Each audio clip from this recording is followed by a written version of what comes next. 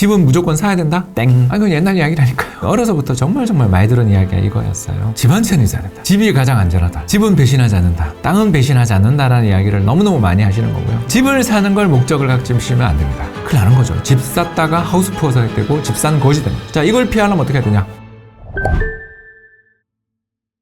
우리나라 사람들이 보기에 주식은 대단히 위험해 보인다라는 게 가장 큰 이유겠죠. 97년 외환위기 때 4분의 1 토막, 그리고 2008년 글로벌 금융위기 때 반 토막.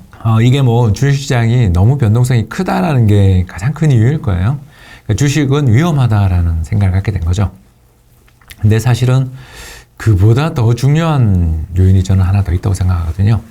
바로 저는 주식의 재산권 문제, 금융시장의 재산권 문제에 대해서 투자자들이 많은 우리나라 경제나 우리나라 역사 속에서 의구심을 가지고 있다. 저는 그렇게 생각을 하거든요. 예를 들어서 1980년대 초반에 있었던 국제그룹의 해체 사건에서 보는 것처럼 정부 마음먹으면 그룹 하나 날리는 거 예전에 일도 아니었고요. 더 나가서 사람들 간의 거래도 정부가 마음대로 개입하는 걸 많이 봤단 말이에요. 가장 대표적인 게 72년 83 조치, 그 유명한 사채 동결 조치.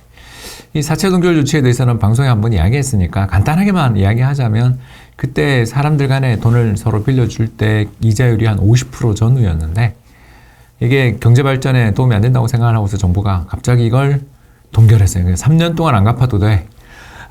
그리고 5년에 걸쳐서 분할 상환하는데 그때 금리가 16.2%.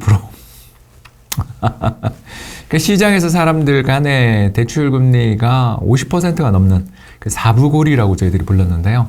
무슨 말이냐면 100만 원을 빌려가면 매달 4만 5천 원을 갚는다는 이야기예요. 1년이면 50만 원이죠. 그러니까 100만 원의 이자가 50만 원입니다. 그러면 원금까지 해서 150만 원을 갚아야 되는 거죠. 이 정도의 살벌한 이자율을 부담하면서 한국 사람들이 사업했던 거죠. 집도 사고요. 이렇게 살벌한 금리에서 경제 발전 어렵고 특히 그때 당시 베트남 전쟁이 이제 종전을 향해 가고 있었어요. 그러니까 박정희 정부가 선택을 해야 되는 상황이었죠. 자, 어떻게 할 거냐? 경기는 나빠지는데 금리 너무 높아서 이거 이러다가 큰일 나겠다. 더 나가서 베트남에서 미군 철수하는 거 보니까 한국에서도 이거 곧 철수하는 거 아니냐? 자, 우리 국방력을 키워야 된다. 이런 대단히 많은 여러 가지 요인이 결합돼서 나온 결론이 뭐였냐면 사채 동결인 거예요. 그러니까 정부 입장에서 국민들의 재산권을 박탈함으로써 손쉽게 위기를 해결하자. 이해는 가지만 이게 사람들의 마음속에 어떤 게 이제 상상이 떠오르겠어요. 돈을 빌려줬더니 이걸 세상에 내 돈을 동결하고 그것도 분할 상환? 웃기지 말라 그래. 1962년 박정희 정부가 화폐 개혁하면서 은행에 예금되어 있던 돈도 마음대로 못 찾았던 게 기억나서 다시는 내 은행 예금 안 한다. 이렇게 생각을 하고서 자기들끼리 거래를 하고 갯돈 붓고 있었는데 그걸 동결시킨 거예요. 자, 사람들의 마음에 남아있는 건 뭐죠? 자, 우리 서로 간에 PD님하고 저하고 돈 빌려주는 거 이것도 정부가 개입해서 못하게 해. 또 은행에 넣어놨더니 화폐 개혁 언제 할지 몰라. 자, 그럼 남아있는 게 뭐예요? 주식? 주식은 아까 이야기했잖아요. 정부 마음에 안 들면 한 방에 끝나가는 거 그런 주식 내가 들고 있으면 끝장이잖아. 그럼 남아있는 답이 뭐다? 부동산이다. 그래서 저는 어려서부터 정말 많이 들은 이야기가 이거였어요. 뭐라고 이야기하시냐면 집 한 채는 있어야 된다. 집이 가장 안전하다. 집은 배신하지 않는다. 땅은 배신하지 않는다라는 이야기를 너무너무 많이 하시는 거고요. 그런 땅은 배신하지 않는다라는 생각들을 가지고 있는 사람들이 시장에 엄청나게 넘쳐났고 그게 1972년에 사채 동결 조치 이후에 78년까지 그 6년에 걸친 부동산 시장의 이제 대세 상승. 특히 78년에는 한 해에 부동산 가격이 전국 단위로 50% 이상 올랐어요. 이제 이 정확하게 집계는 도저히 안 되는데 그때 어떤 사건이 좀 있었냐면 이제 70년대 초반에 강남을 중심으로 한 대규모 아파트 단지 공급이 있었어요. 그 아파트 단지 공급을 보면 그때 70년대 초반 여의도 이런 데는 10만 원 또는 한 자릿수 대의 분양가가 있었어요. 믿어지지 않겠지만 세상에 그랬는데 그게 불과 4년 지난 77년에 압구정 현대아파트 분양할 때 되면 30만 원, 40만 원. 그러니까 분양가가 4배, 3배 올라요. 그러면 한 해에 집값이 50%, 60% 오르는 게 몇 년간 지속돼야 이게 가능한 거죠. 여러분 이게 상상이 갑니까? 정부가 분양가를 통제하잖아요. 그 통제하는 분양가조차 3배가 난다.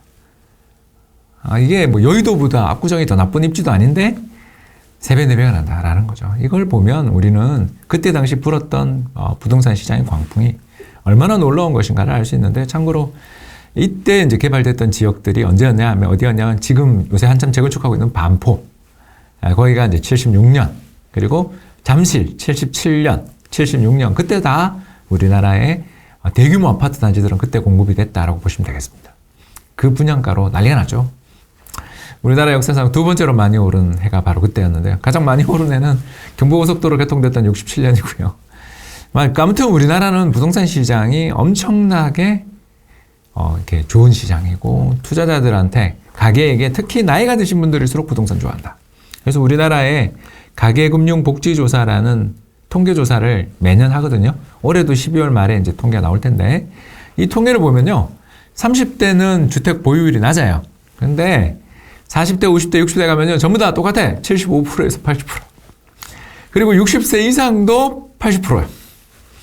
이상하잖아요. 우리가 은퇴를 하면 집을 팔아서 그걸로 노후 생계비를 쓰는 거 일반적이지 않아요? 근데 우리나라는 그런 거 없어요. 그냥 나이가 드신 분들도 집 안 팔고 끝까지 가요. 그리고 상속하실 때 자녀들한테 물려주는 경우가 굉장히 많죠.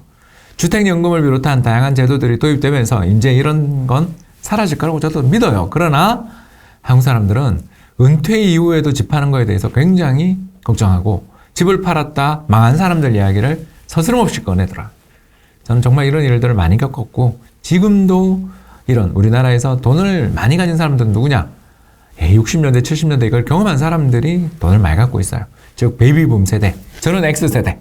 저들보다 한 세대 위에 계시는 우리 베이비붐 세대 분들은 부동산에 대해서 굉장히 집착이 강한데, 그 이유가 바로 이것 때문이 아닌가 생각합니다. 두 가지 이유 때문이죠. 첫 번째, 주택 공급을 늘린다는 자체가 집값이 오르고 있기 때문에 늘리는 거죠. 너무나 당연한 이야기를 지금 하고 있는 거죠, 제가. 여러분 생각해 보십시오. 주택시장에서 주택난이 부족하지 않는데, 주택난이 발생하지 않는데 정부가 알아서 주택 공급을 해주겠어요? 그러니까 집이 엄청 부족하니까 공급을 해주는 게 이게 가장 크고요.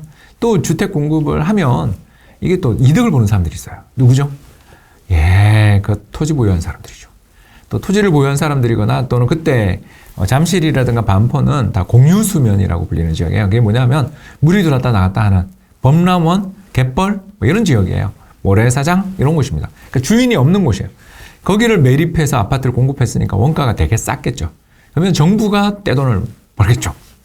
건설사가 떼돈을 벌겠죠. 그럼 그 돈이 또 경제에 흐르잖아요.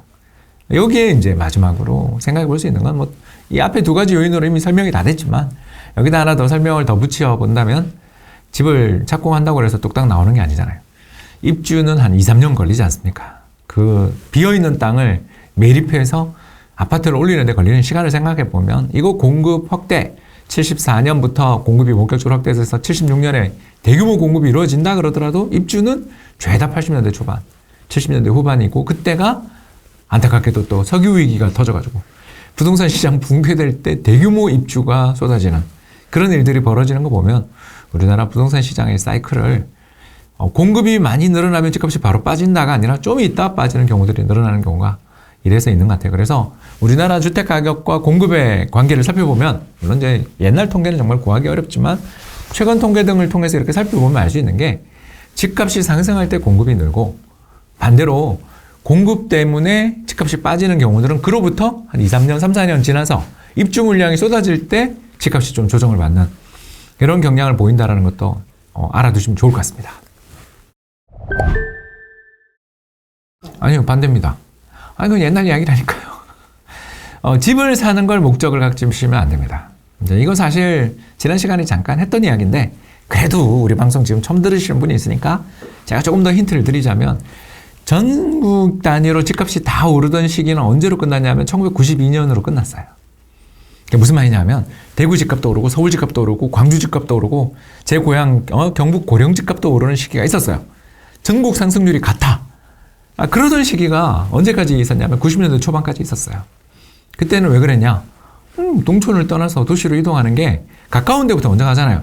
저희 집안 같은 경우는 경북 고령에서 대구로 이주했고요. 저는 또 대구에서 대학을 서울로 가면서 서울로 올라왔어요.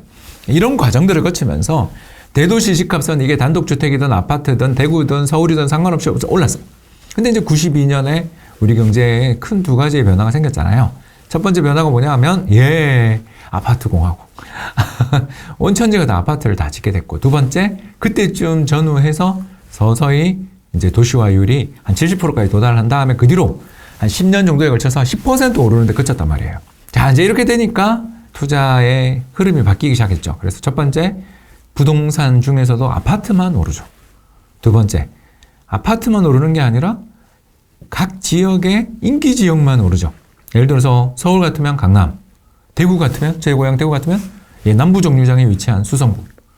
제 집이 위치했던 서부 정류장 쪽은 안 올랐어요.